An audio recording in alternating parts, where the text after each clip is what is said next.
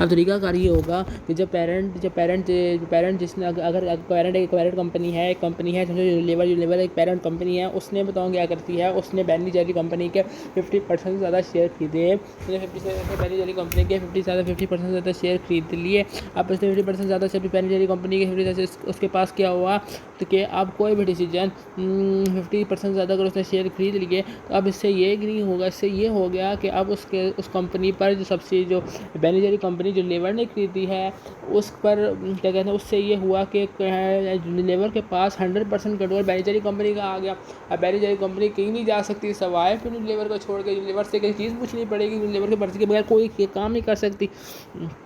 इसलिए अब financial state अब यूनिलीवर की लायबिलिटी हो गई है कि बेन जेली कंपनी को और अपनी फाइनेंशियल स्टेटमेंट को कंबाइन करके कंसोलिडेटेड फाइनेंशियल स्टेटमेंट भी शो करे, और यूनिलीवर तो अपनी अलग से शो करे ही करे, बेन जेली अपनी अलग से शो करे ही करे, लेकिन एक इकट्ठी कंसोलिडेटेड फाइनेंशियल स्टेटमेंट बनाकर इकट्ठी एक साथ बनाकर किसको शो करनी पड़ेगी, उसको शो करनी पड़ेगी, किसको शो करनी पड़ेगी,